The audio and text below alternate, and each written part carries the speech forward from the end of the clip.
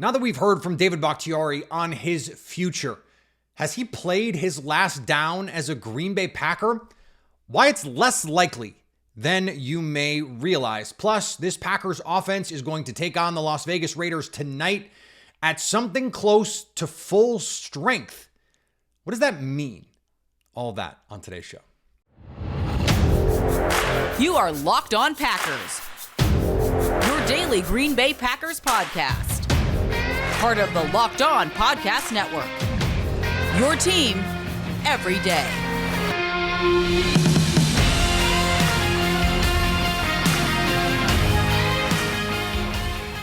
You are Locked On Packers, part of the Locked On Podcast Network, your team every day. I'm Peter Bukowski, and I cover the Packers for The Leap, a newsletter I would love for you to subscribe to. Follow me on Twitter, Peter_Bukowski. Follow the podcast on Twitter, Locked On Packers. Like us on Facebook. Subscribe to the podcast, iTunes, Spotify, Google Podcasts. Wherever you find podcasts, you will find Locked On Packers, the #1 Packers podcast on the internet. And the show for fans who know what happened. They want to know why and how. Thanks to everyone who makes Locked On Packers their first listen every day.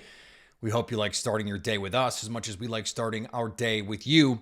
Today's episode brought to you by friends at FanDuel, America's #1 and favorite sportsbook. Make every moment more. Right now, new customers can bet $5 and get $200 back in bonus bets. Visit FanDuel.com/lockedon to get started. Matt LaFleur last week said he would let David Bakhtiari speak on his future. He did just that at the end of last week. Here's just a little of what he said. We tried, every which way to not have to get the surgery or to make sure really this is the option that we have to take, the course of action we need to take. And that was where I kept battling just to try and make sure I can be out there and play. And then obviously we hit a point where it's been drawing on so long where I'm like, okay, clearly we just need to fix this because I don't think this is a very sustainable way to play and continue the latter part of my career. I'm playing. No one knows when I'm going to play. No one knows when I can. And when my body tells me no, like that's not. It's not a good recipe. Do you have any assurances from Bukowski that you'll be on the roster next year? I mean, I think you can ask him that. I know I have one more year left, and I think for me, I'm just trying to make sure that I attack this rehab like I've done with everything, and just making sure that it's behind me. And I think the #1 thing is just proving the health. I don't think the heart, the preparation, and the skill was ever a question. I think it's the availability and the health part has been the constant question for over the years. So, for me, if we can cure that answer, I don't see much of a problem with anything else. So he wants to be ready for training camp, but he understands that may or may not be in Green Bay. And I think the natural inclination is to say, well, it won't be because he's already the most expensive player on the roster. He is the oldest player on the roster, and that makes him incongruous with the plan that this Packers team is putting together. And in a lot of ways, that's all right. Like, that's true. All of it is true. The problem is, it's not that simple. It's just not that simple. He has 1 year left, and because of all of the pushing forward of money that the Packers have done with David Bakhtiari's salary, and that's something I want to talk about in just a second, he is $40 million on the cap this season. That's almost double what he is this year on the cap, 21 and change. And I think there were reasons if this was going to be the problem. And Matt LaFleur sort of acted like, yeah, we knew what the deal was when this injury first happened. Bakhtiari, for his part, essentially said that's not quite true.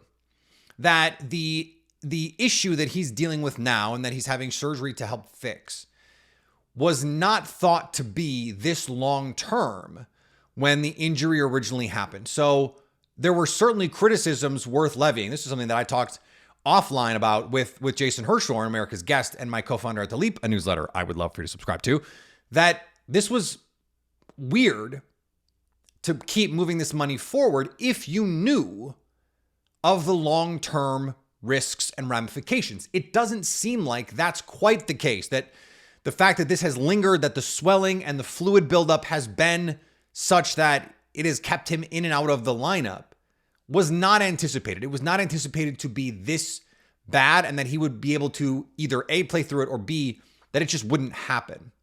And so this surgery is aimed at getting back to on the field and not having to worry about the swelling. How does it feel today? How is it going to feel tomorrow? If I practice on Friday and I get off the plane on Saturday, is my knee going to swell up and all of a sudden I can't play on Sunday? But so when you look at the contract, you go, okay, $40.5 million on the cap. If you move on from him, you have to eat $19 million, but you're talking about actual savings plus the 10 and change base salary that you have. It's the restructure is a lot. Like that restructure is counting 13 plus million on the contract in 2024. He had previously not been amenable to a restructured contract or a pay cut. Okay. So, and we don't know exactly what was, we don't know about those conversations, but the report was that, okay, he moved the money around, but an extension, obviously they didn't agree to that. And he's not going to take less. Okay. Then where do you get to this point? And by the way, we don't know what those conversations were. I need to emphasize that. We don't know what was asked. We don't know what was offered. We don't know any of those conversations. So we're flying a little blind here. And so that's why I have been hesitant to say, oh, Bakhtiari, criticizing him for the money part of this. No. You signed the contract. I got hurt. Things happen. But if he's going to play in 2024, it can't be on this contract. It just can't be. Now, the problem for the Packers is if he's hurt, this ends up very similar to what happened with Jimmy Garoppolo in his final season with the 49ers. Everyone knew they were going to move on from him. They were going to give Trey Lance the reins. But then right around the time they started working on a trade, he got shoulder surgery. And you can't, it becomes prohibitively difficult to trade or cut an injured player.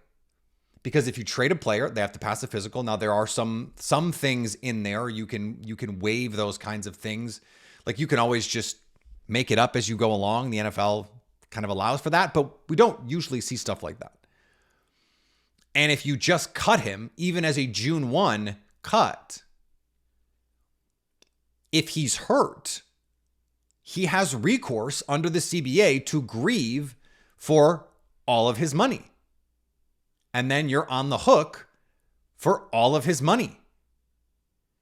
This is problematic for the Packers just contractually. I don't even want to get into, like, it would be really nice to have your all-pro left tackle, all that stuff. Of course it would. But it's not as simple as they can just move on. Maybe not. Maybe not. So maybe the thing that makes the most sense is if he wants to be back in Green Bay, and he's saying he does. When Ian Rappaport reported the surgery originally, before we heard about David Bakhtiari, or heard from him, I should say, the way that it was reported was he intends to be back in Green Bay. It can't be on this contract. So even if it is just, hey, the base salary stuff, we'll make sure that you get all the money that you're due, but add void years, make this all work. And then you can come in and play in 2024. And if things aren't working out, you can be traded. He may want to go play in New York. Maybe he doesn't want to play on turf. Maybe that whole turf storyline was overblown. I don't know. But I don't think we should assume he's just done as a Green Bay Packer, because the mechanisms here make it really hard for that to be the case. So he's not going to play the rest of the year. What does this Packers offense look like without him? We're going to find out real soon, and we're going to talk about it after the break. Snap into action this NFL season with FanDuel, America's #1 sportsbook. Right now, new customers can get $200 back in bonus bets guaranteed when you place a $5 bet. That's $200 back in bonus bets, win or lose. I actually have a bonus bet right now on FanDuel. I got a $5 bonus bet, and I put it on the Packers -6.5. I bumped this baby because I think with Watson, with Jones, we're going to talk about this offense in a second, with all of this stuff that they now can bring to bear on this offense against a bad defense, there's a chance that they win this game by a touchdown or more. A good chance, in my opinion. So visit FanDuel.com/lockedon to kick off the NFL season. I don't understand the line. It went from Packers -1. Now it's Raiders -1.5. I guess that's the Jimmy G effect, but that doesn't make sense to me. So go and take advantage of this over at FanDuel, official partner of the NFL. And football season is here. Locked On is kicking up our coverage with Locked On NFL Kickoff Live. Each Friday, Locked On will go live at 2 p.m. Eastern on every Locked On NFL YouTube channel, which means you can watch on Locked On Packers live. Host Tanitra Batiste, Jarvis Davis, and Kyle Krabs will break down every game on the NFL slate to get you ready for your team's matchup, your fantasy lineups, your betting angles, and more. Plus, get the in-depth local analysis from our stable of NFL hosts across the country who know these teams better than anyone else. Find Locked On Kickoff Live every Friday at 2 p.m. East on any Locked On NFL YouTube channel. This Green Bay Packers offense has not been whole this season. Last week, they got Christian Watson back and Aaron Jones. They're on pitch counts. Christian Watson, no injury designation tonight against Las Vegas. We don't know if Aaron Jones is even going to go as of this recording. And so we don't quite know. Like, could he be in a snap count? He's questionable. It's interesting and worth noting that Jones practiced all week in a limited fashion. So did Christian Watson, but one has an injury designation and one doesn't. I don't know if there's a competitive advantage there that the Packers are trying to play or what the situation is. But Luke Musgrave came through protocol.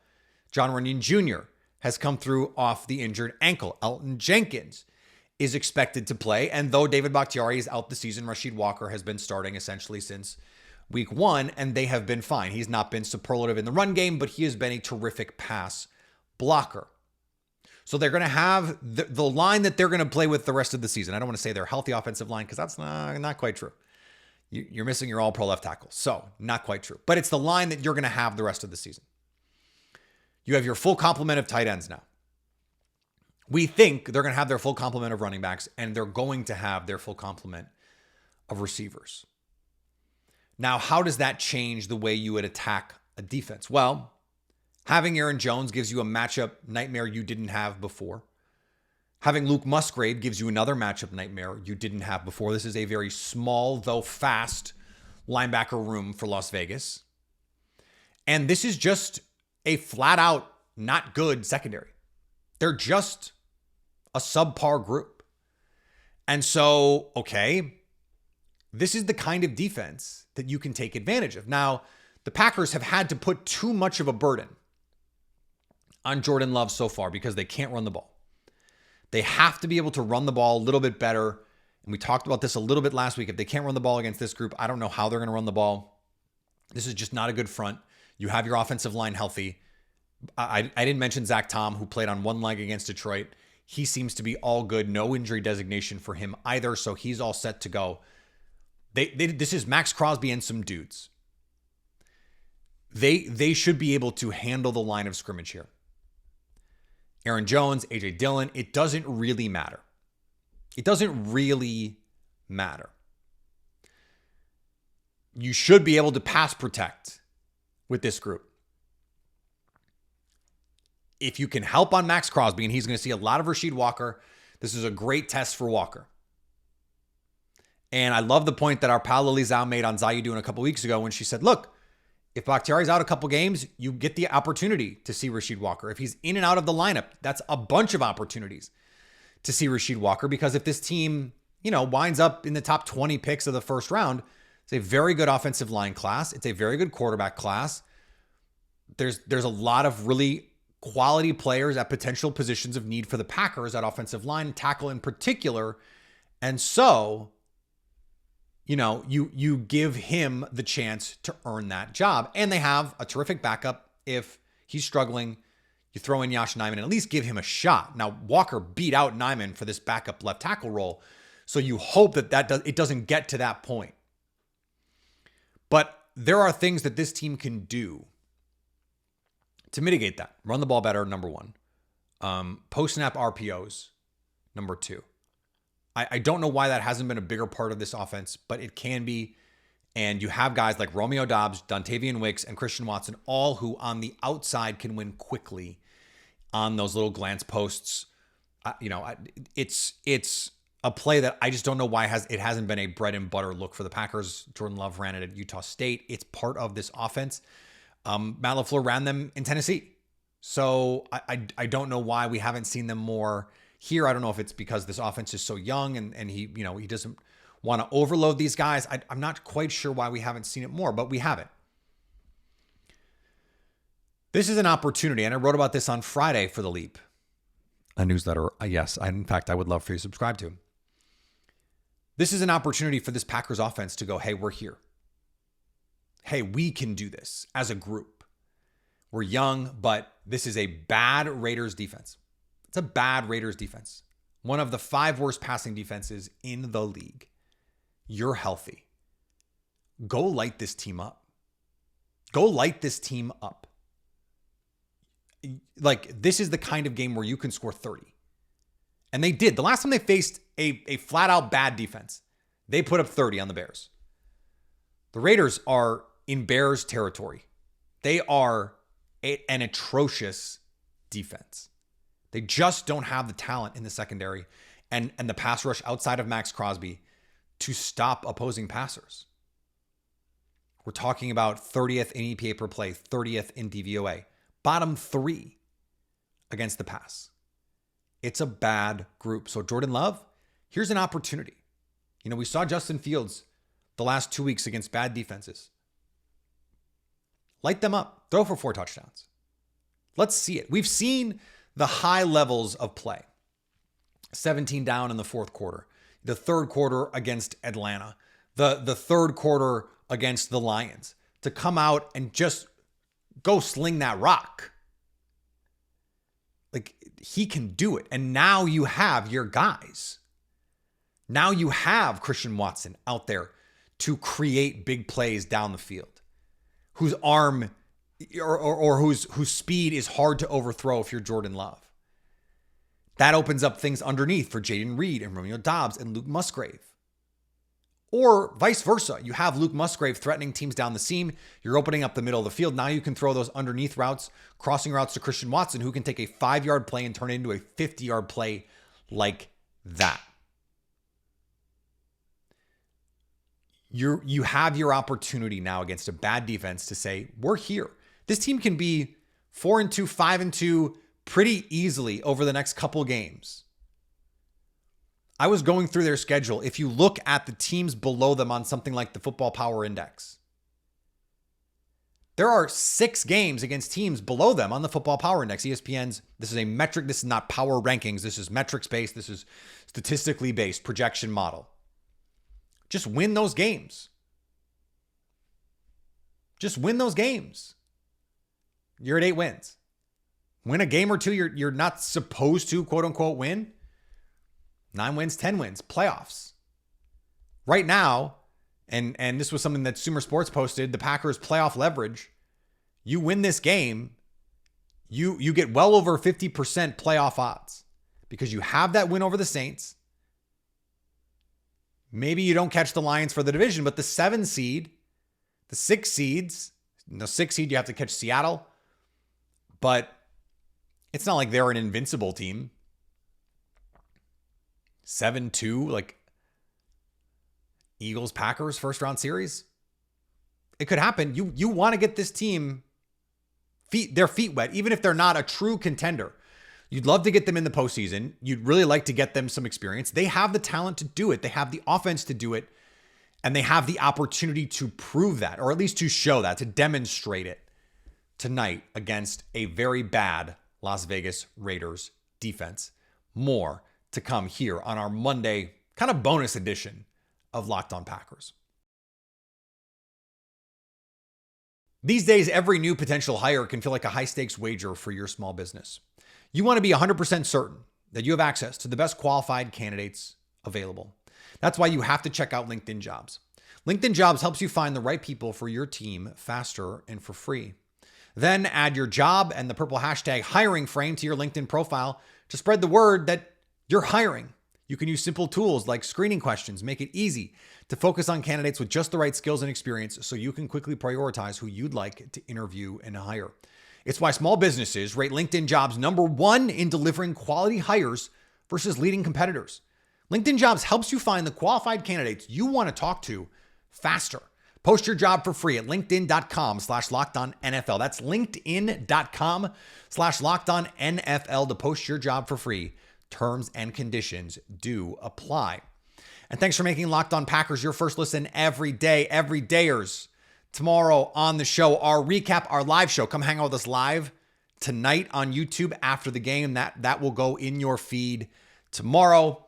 Then we will have Joe Thomas in the building on Wednesday. Zayudin will be saved for Thursday. And then another interview, a bonus interview, if you will, coming your way on Friday. A loaded week on Locked On Packers.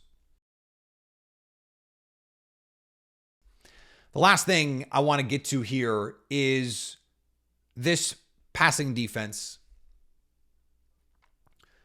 Jimmy Garoppolo is going to play. I think that is what swung the line from Packers -1 to Raiders -1.5. I don't understand that. Jimmy Garoppolo has been like the definition of fine this year. It's not a great offensive line. The pass rush has to show up. It has to show up. Rashawn Gary, more snaps. It sounds like he's going to get that opportunity. Lucas Van Ness getting a little healthier, practicing without the arm brace. It's time to unleash him a little bit. Matt LaFleur wants to play a bunch of guys. He said he wants to play a bunch of these guys. But it's pretty clear who your horses are. Your best three are pretty clearly. Preston Smith, I understand people, he's not the pass rusher he once was, but on early downs, Preston Smith is still their best run defending edge player in terms of his strength at the point of attack, his discipline, all of those things. The fundamental stuff, he still does way better than everyone else. Enough of Justin Hollins and Kingsley Enagbare on the field at the same time. These hockey shifts have to stop. Van Ness, Gary, or Preston Smith, one of those guys has to be on the field at all times. Just from a sheer size standpoint, because Kingsley is a little bit undersized. 250, 260, not terribly undersized. Justin Hollins is like 240, 245. Preston Smith is legit 265. He's 6'5", 270. Lucas Van Ness, 270 plus. Rashawn Gary, 270 plus. They are big bodies. They can hold their own at the point of attack. I'd love to see Lucas Van Ness at the 5-tech sometimes. With Gary on the same side of the formation. Run some games there. That would be a really fun thing to do. So the pass rush has to make Jimmy Garoppolo uncomfortable, because if you do that, there's just no downfield element in this passing game. It's all underneath. And that's where I need to see a more aggressive approach at the line of scrimmage. I understand Devontae Adams, one of the best in the business.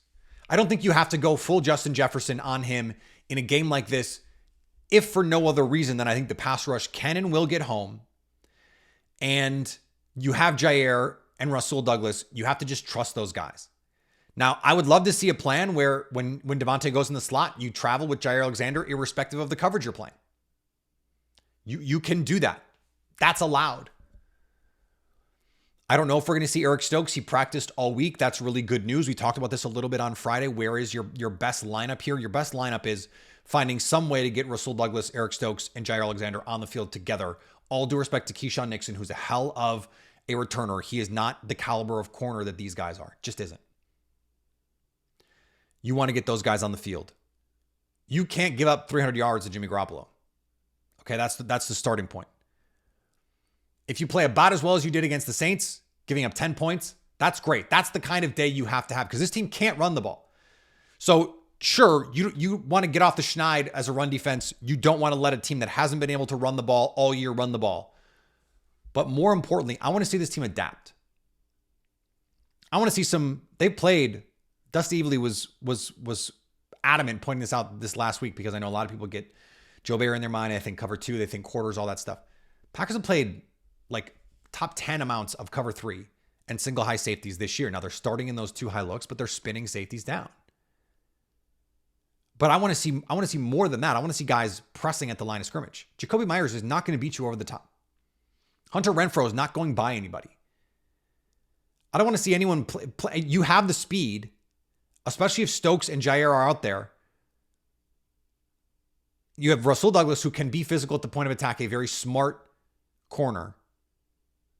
Give those guys opportunities to be aggressive against this group of receivers, because they just don't have the speed to take you deep. Force them to try and do it. Show single high. Don't let them run the ball. Play aggressively on the outside. That's the plan. To me, that's the plan. And I just don't know why the plan would be anything else. I think that's what makes the most sense for this team. Will they do it? I wrote and we talked about against the Saints. This is the team that you're built to stop. Well, this is the team, even to a greater degree, you're built to stop, because they're just not a good offense. One of the worst rushing teams in the league, the lowest in terms of explosive plays in the league, the fewest explosive runs in the league. They don't make big plays. So don't let them dink and dunk you down the field. Force them to make big plays. Don't say, okay, well, they're bad at big plays, so we're just going to let them play the way that they want to play. Because teams that do not create explosives, eventually they adapt. Josh McDaniels, I don't know if he's a great coach, but this team is just, that's what they are. They're a dink and dunk team. And then every once in a while they try and take a shot, but they don't create explosives.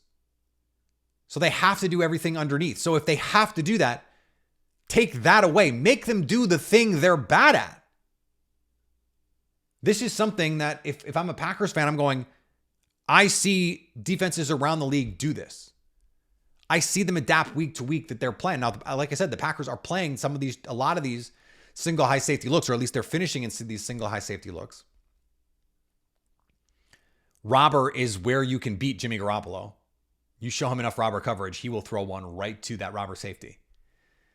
And so this is a week for Darnell Savage to make a big play. But you have to play aggressive against this team, because we know Josh Jacobs is a good runner. He's a good runner. This offensive line has not played well. He has not played well this season. So play aggressively. Get after Jimmy Garoppolo. And let's see a repeat of the last time these two teams, this quarterback faced this team, which was the 2021 playoffs, when the Packers beat the daylights out of a hurt Jimmy Garoppolo. And they lost the game because the Packers special teams stunk, but the Packers defense played really well in that game. That's the formula in this one. All right, live on YouTube tonight. Come hang out with us on YouTube after Monday Night Football. That will be in your podcast feed on Tuesday, and then a loaded week on Locked On Packers. Follow me on Twitter, Peter_Bukowski. Follow the podcast on Twitter, Locked On Packers. Like us on Facebook. Subscribe to the podcast, iTunes, Spotify, Google Podcasts. Wherever you find podcasts, you will find Locked On Packers. And anytime you want to come hang out with us live, you can do that on our YouTube page. We'll be live tonight, so you can stay Locked On Packers.